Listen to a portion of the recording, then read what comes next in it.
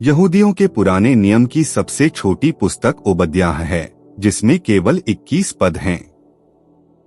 हालांकि यह छोटी है, लेकिन इसमें एक शक्तिशाली और भविष्यवाणी पूर्ण संदेश है जो एदोम के न्याय और विनाश, साथ ही इस्राएल की पुनर्स्थापना और अंतिम विजय पर केंद्रित है। एदोम और इस्राएल। एदोम याकूब, जो बाद में इस्राएल बना, के जुड़वा भाई एसाव के वंशजों की एक राष्ट्र था। शुरू से ही इन दोनों जातियों के बीच संघर्ष और प्रतिद्वंद्विता थी और एदोम लगातार इस्राएल का विरोध करता रहा। भविष्यवाणी का समय। यह पुस्तक उस समय लिखी गई थी जब एदोम ने यहूदा पर आई आपदा का फायदा उठाया, शायद एक विदेशी सेना के आक्रमण के दौरान, संभवतः 586 ईसा पूर्व में बाबिलोनियों द्वारा। 2 ओबद्याह की मुख्य संदेश। एदोम के खिलाफ न्याय, पद 1 से 14 उदास माली ओबद्याह एक संदेश के साथ शुरू होता है जिसमें एदोम के खिलाफ न्याय की घोषणा की गई है। परमेश्वर घोषित करते हैं कि एदोम को उसके गर्व, हिंसा और इस्राएल के प्रति निर्दयता के कारण अपमानित और नष्ट कर दिया जाएगा। उन्होंने यहूदा की पीड़ा पर खुशी मनाई, यरूशलेम को लूटा और शरणार्थियों को पकड़ लिया।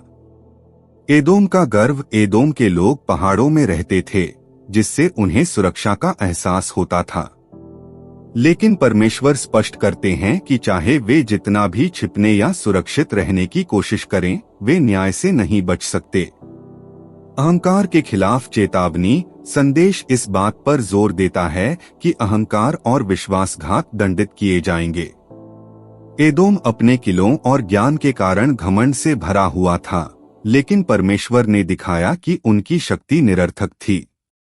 3 परमेश्वर का दिन और इस्राएल का भविष्य, पद 15 से 21। परमेश्वर का दिन। ओबद्याह परमेश्वर के दिन का उल्लेख करता है, जो एक सार्वभौमिक न्याय का समय है जब परमेश्वर प्रत्येक व्यक्ति को उनके कर्मों के अनुसार प्रतिफल देगा। एदोम नष्ट हो जाएगा, लेकिन यह संदेश उन सभी राष्ट्रों तक फैला है जो परमेश्वर और उसके लोगों का विरोध करते हैं। इस्राएल की पुनर्स्थापना। जबकि एदोम नष्ट हो जाएगा, याकूब का घर इस्राएल पुनर्स्थापित किया जाएगा। इस्राएली अपनी भूमि को वापस पा लेंगे और एदोम और अन्य क्षेत्रों पर अधिकार करेंगे। यह संदेश परमेश्वर के लोगों के लिए आशा और मुक्ति का है। एक उदाहरण जिससे समझना आसान हो जाए।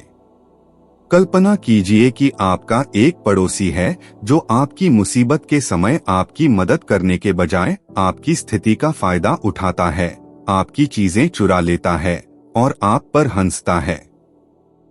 वह पड़ोसी मानता है कि वह एक मजबूत स्थिति में होने के कारण कभी परिणामों का सामना नहीं करेगा।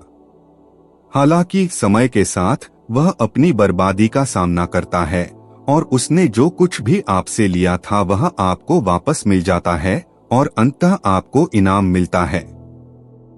यही एदोम और इस्राएल के बीच संबंध का सार है। एदोम ने इस्राएल की कमजोरी के क्षण का लाभ उठाया, लेकिन परमेश्वर ने घोषणा की कि वह न्याय का सामना करेगा और इस्राएल पुनर्स्थापित होगा।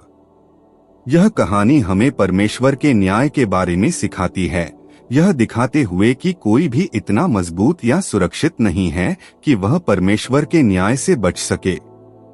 ओबद्याह की मुख्य शिक्षाएं। परमेश्वर न्यायी है। एदोम के न्याय से पता चलता है कि परमेश्वर अहंकार, विश्वासघात और अन्याय को सहन नहीं करते।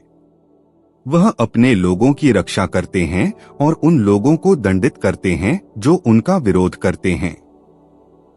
अहंकार पतन का कारण बनता है। एदोम ने खुद को अजेय माना, लेकिन परमेश्वर ने साबित किया कि वास्तविक सुरक्षा केवल उसी में पाई जा सकती है। परमेश्वर के लोगों के लिए आशा। कठिन समय में भी जो लोग परमेश्वर पर विश्वास करते हैं, उनके लिए पुनर्स्थापना और अंतिम विजय का वादा है। ओबद्याह की इस विस्तृत सारांश से न्याय और मुक्ति का एक स्पष्ट संदेश मिलता है। यह दर्शाता है कि परमेश्वर कैसे अपने लोगों की रक्षा करते हैं और अपना न्याय स्थापित करते हैं।